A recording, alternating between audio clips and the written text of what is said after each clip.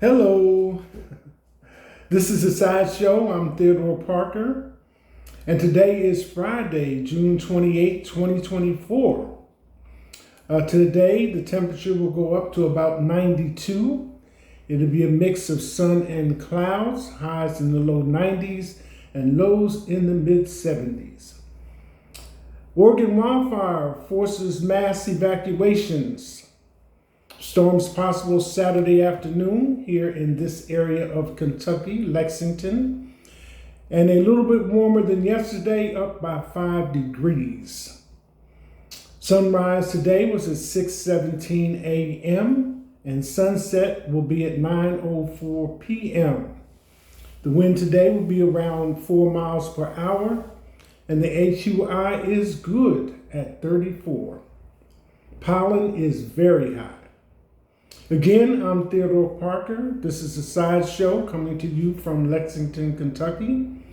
And if you're watching the Side Show on Facebook and Instagram, don't forget to like, comment, and share. Talk about it on WhatsApp. If you're watching the Side Show on YouTube, like, comment, share, and subscribe.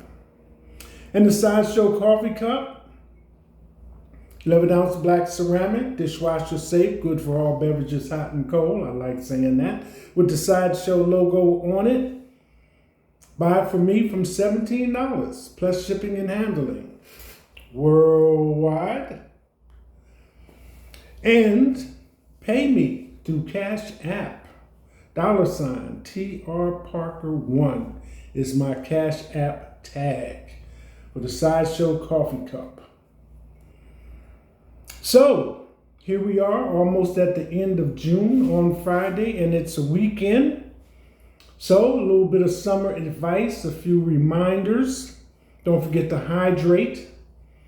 And to put it plainly, hydrate, not beverages. Talking about some water, not beverages other than water. Okay, so hydrate means drink water. I understand water comes in all forms in the modern day and times in which we are living. But the suggested thing is tap water. Why? Because it has fluoride in it, which is good for your oral hygiene. With the temperatures going back and forth, heat advisories and weather advisories and things of this nature, at least you should be able to maintain a moderate exercise routine, which basically suggests that you just take a walk. If you can with somebody, walk and talk for a few minutes. And remind yourself that it's summertime. So getting outdoors is an option. Something that I saw in passing, the FDA recalls 400 brands of coffee. It's already understood there's no way I'm going to read 400 brands of coffee, but if you're a coffee drinker and have an interest in that, it's something you might want to Google to find out the details of what's going on and if your brand is included. I didn't even realize there were 400 brands of coffee to choose from. But this is America. Free enterprise, nobody has a monopoly on the business. So, again, Friday, June 28, 2024, the news. Well, these were my items. The Big Three returns. The WNBA, since we're trying to encourage our viewers to be aware of women in the NBA. Fashion statement. You know how the NBA players, when they get ready for a game, have to come into the arena dressed in some of the latest fashion on the men's side. So take a look at what the females are doing in the WNBA fashion-wise. Bronny James is drafted by the Lakers. Okay, talk about a dream come true. There it is, father and son on the same court at the same time. And of course, last night, the presidential debate. I did take the time to watch it in its entirety. Host and commentators, pre-analysis, the debate itself, and afterwards the takes from each of those persons that were involved on CBS in particular. And Will Smith is performing at the BET Awards. That will be Sunday, June 30th. So let's take a look, get started.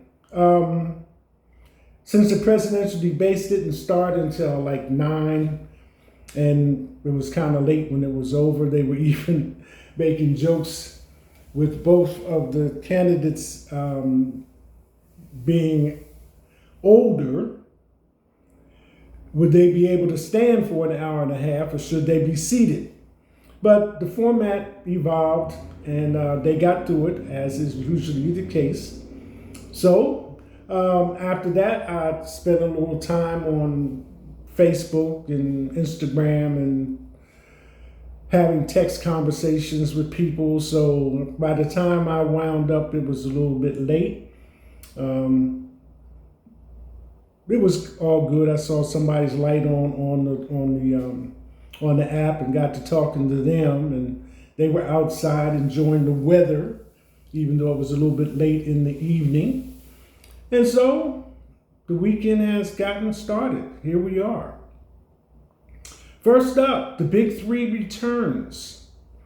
The 10-week season will make stops in Tampa, Florida, Baltimore, Maryland, Newark, New Jersey, Anaheim, California, Portland, Oregon, Cincinnati, Ohio, and San Antonio, Texas, before closing out the season with the playoffs at Bridgestone Arena in Nashville, Tennessee, August 11th, and the 2024 Big Three Championship game at TD Garden in Boston, Massachusetts. This little paragraph was kind of amusing to me because each of the locations, state-wise, the abbreviation for each state involved is just 2 letters. I thought that was kind of funny. But anyway, use the term Big Three. This is just a side note. What was the Big Three?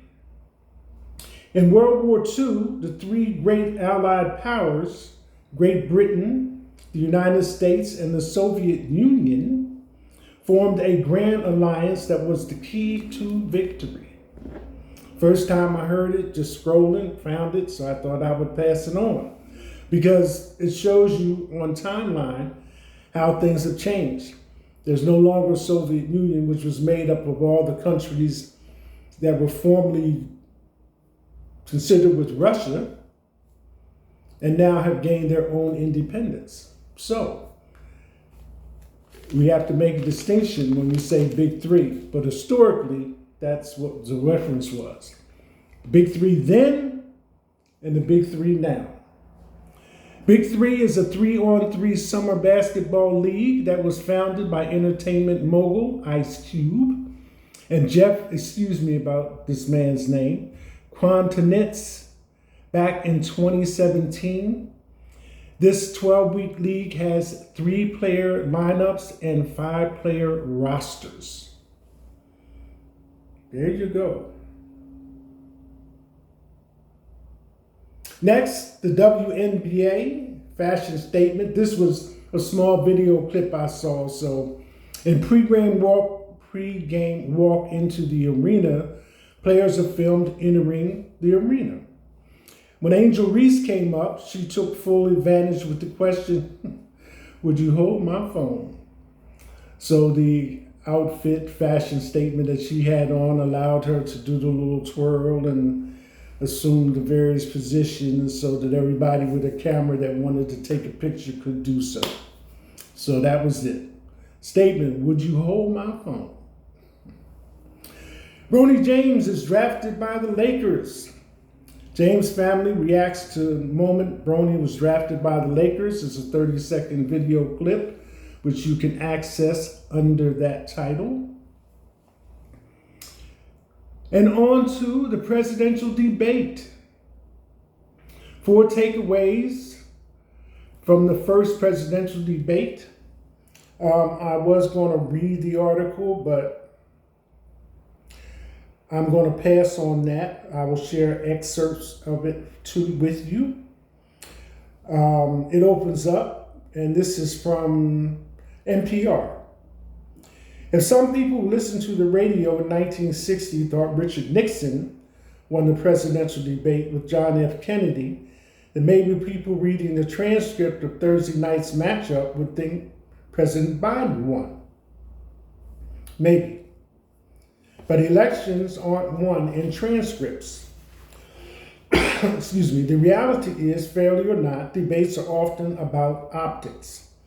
How the candidates present themselves, defend their records, and parry attacks. So that's why so many Democrats are ringing the fire alarms after the first general election presidential debate of 2024. Just as there were comments about these two men being the oldest ones to vie for the office of president, I think John F. Kennedy at the time was the youngest person to run for president.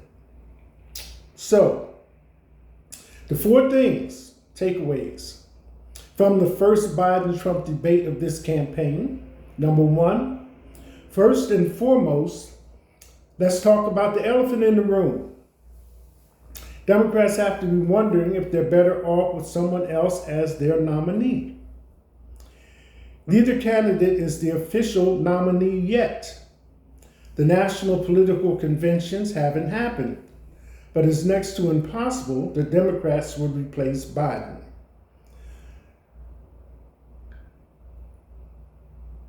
Still, he delivered the kind of performance Democrats feared, party leaders, strategists, and many voters frankly had to be wondering during this debate what it would be like if any of a handful of other Democrats were standing on that stage. Number 2, if how Biden sounded wasn't bad enough, the visuals might have been equally as bad. An important rule of thumb for candidates and moderators in debates is to be conscious of how things look, of how you look, of what people are seeing at home. And what people saw, and this was predictable, was a split screen. Biden wasn't able to use that to his advantage at all, even as Trump doled out falsehood after falsehood. Instead, he looked genuinely shocked and confused, which is never a good look.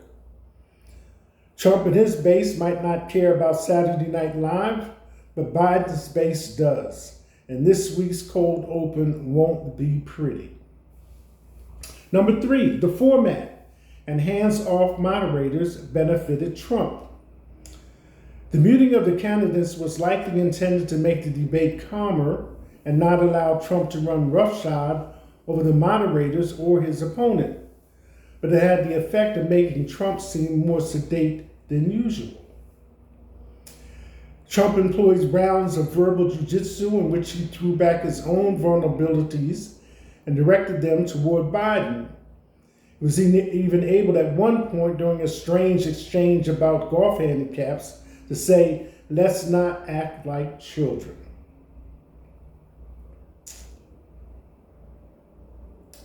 And number 4, this debate might not move the needle much, if at all. Despite Biden's struggles, which will understandably get the headlines, Trump had some difficult moments too, especially in the second half of the debate. In addition to spreading myriad falsehoods, he did little to credibly defend his conduct on and before the January 6th siege on the Capitol. He used a kind of hyperbolic and vituperative language that has long turned off swing voters, and showed why many are concerned about some of his positions on the issues, especially on abortion, and how the U.S. should be represented on the world stage. The bottom line is, Americans have said they are unhappy with their choices, and in this, the biggest moment of the 2024 presidential campaign yet. It was clear why. So, all that is true, but like I said, I took the time to watch it from beginning to end. And, you kind of think about two old guys with a lot at stake, going back and forth at each other.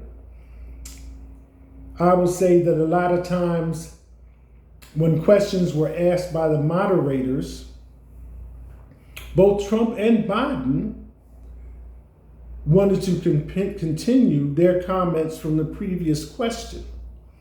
One of the main things that Trump avoided or kept referencing to the previous question was, would he take responsibility for January 6th? Or how much responsibility did he feel he should presume or assume on it? And would he accept the election results from the voters for the election? So he went into some other areas and so forth and so on and back and forth, and the moderators had to ask the question several times, letting them know how much time they had left. You have 87 seconds. The question was, you have a minute. The question was. So it was, what it is, for a first time meeting. They just went all over the subject and missed some of the answers entirely, to my satisfaction. But here's what I say about this. Here's what I say this about that. Of all the subjects that were covered, medical care for abortion, inflation, what Trump has done and not done, what he will and will not admit to, where they are physically, which brought up the question of whether or not they could carry their own golf clubs and a round of golf, which set up a whole nother situation. So my suggestion is, if you have any interest in any topics, prepare yourself by doing your own fact checks, because the moderators in this debate were not responsible for the fact checking. So Trump was able to say a lot of things that were not true. And there was nobody to check him on it. So, if you have an interest, what affects you personally, what involves you and your family, et cetera, become familiar with that. Then when you hear them speaking, you will be able to know for your own self the accuracy of the information. That's my best suggestion. Because they got another one to do. Okay, the presidential debate 2024. Will Smith is performing at the BET Awards. This is from a 4-minute clip, a little bit over 4 minutes, that Stephen A. put up. And he complimented Will Smith on the turnout for Bad Boys 4 premiere. It's in theaters now. Touched briefly on the Oscars slap and said that for the most part, make a long story short, Will's career has pretty much been on track until recently, when other information has started coming out and so forth and so on. But specifically, the Oscar, that, you just can't keep throwing him into the boiling water because of this, if his attitude has reflected a certain amount of remorse about what happened.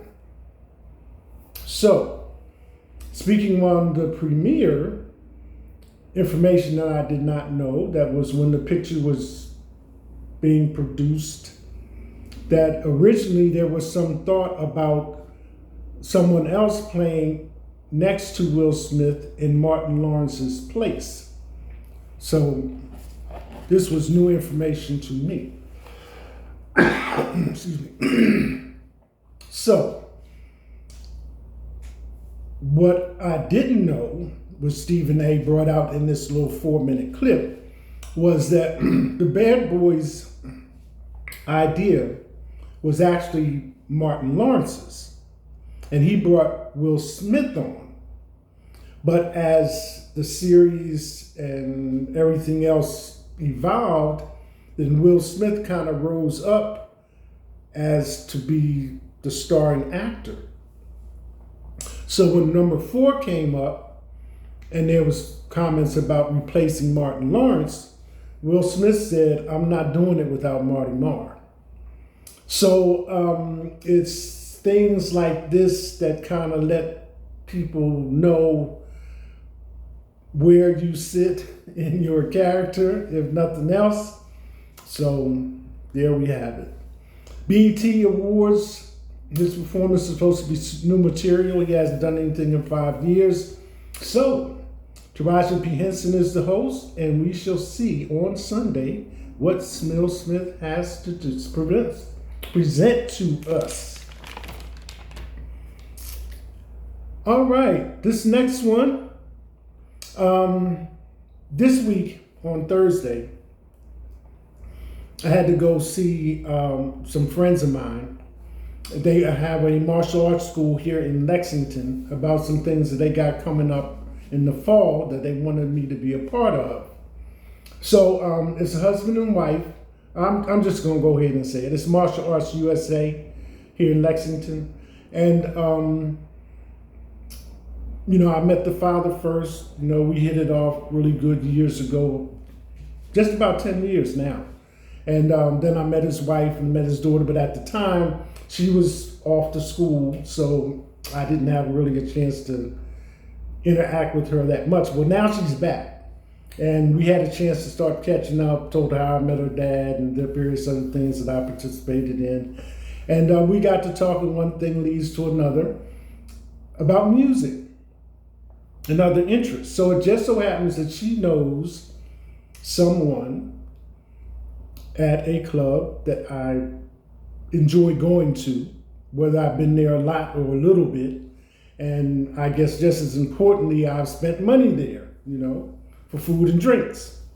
So the name of the club, which I've mentioned to you before, is Creole's. It's at 310 West Short Street here in Lexington. And she was telling me that she knew Dougie, and he was a friend of hers who was one of the owners, and that they were going to be closing. This weekend would be their last weekend at that location. So I'm like suitably surprised because personally I'm just jammed up with things that need to be taken care of.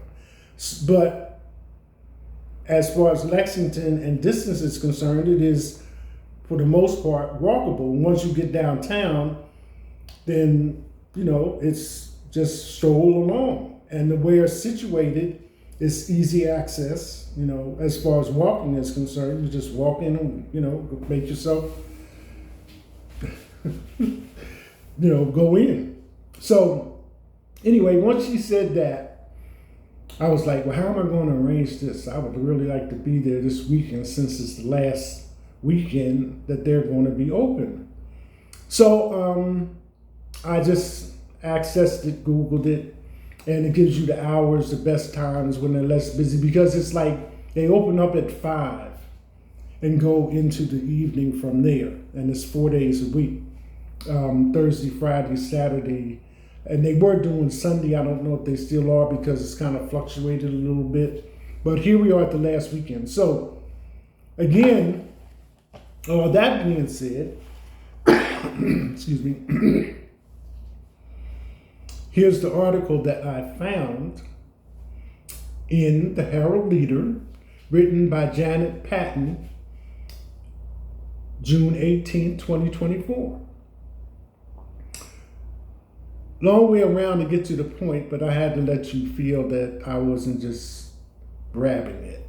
And since I mentioned them before, Creoles. Goodbye Gumbo, Lexington Bar Restaurant, closing after 7 years. What's next?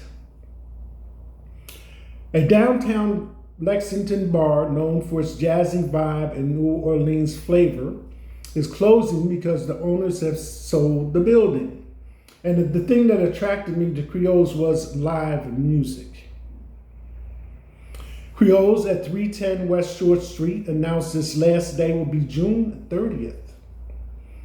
No tears and no long story, just a simple thank you and Lexington for supporting us for 7 years. Owners David Dougie and Aisha Allen and Stephen Scaldaferri posted on social media. It continues, we are thrilled to be able to pass on this amazing property to a group of local entrepreneurs with great reputations, talent, and a real love for Lexington. Aisha Allen said they cannot disclose any details about the buyers of the property yet. The sale price has not yet been recorded with the Fayette County Property Valuation Administrator's Office. The partnership had listed the building at 310-312 West Short Street with Chris Mitchell at Bluegrass Sotheby's International Realty for $1.35 million, including the business. But the business is not part of this sale, so whatever is coming in will be a new concept. Aisha Allen said they are retaining the rights to the Creole name, and that's spelled capital C-R-E-A-U-X, name and concept, and reopen in a new location and format in the future. We've had requests and interest from out-of-town patrons to bring the concept to Louisville, Cincinnati, Nashville, and Atlanta, Allen said. Which probably would take a little bit of logistics, negotiations, and things of that nature. While we are not focused on doing so at the time, we haven't ruled out the possibility. It is just best for all of us to focus on our individual projects and recalibrate Creoles as a brand before making a decision. Allen is expecting to open her private social club, the Melroy, around the corner on North Broadway in August. So, excuse me, folks. I'm saying around the corner, and I'm like, this corner, that corner. I know North Broadway is because Creoles kind of sits like in the middle of the block, and you just walk here and you got North Broadway.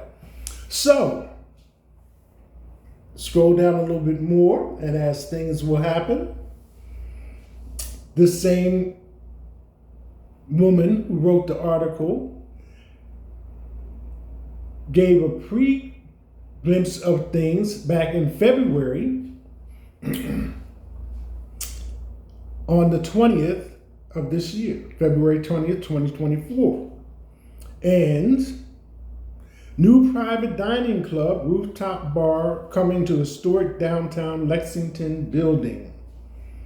And again, this woman's name is Janet Payton, and this is again our leader. So, questions answered. A new private dining club with bars coming to downtown Lexington with plans to expand to add a rooftop bar. The new club will be called the Melroy and will be something distinctly different from existing Lexington private dining spaces as the Lexington Club on Short and Esplanade, the Thoroughbred Club near Keeneland, Apiary on Jefferson, UK's Spindletop Hall, and the Idle Hour Lexington Country Clubs. The Melroy will be opening at 144 North Broadway, an historic Masonic temple that used to house, comedy on Broadway. There you go. All your questions answered. It's the weekend, July 4th coming up, middle of the summer. The best you can, enjoy yourself. That's it. Hashtag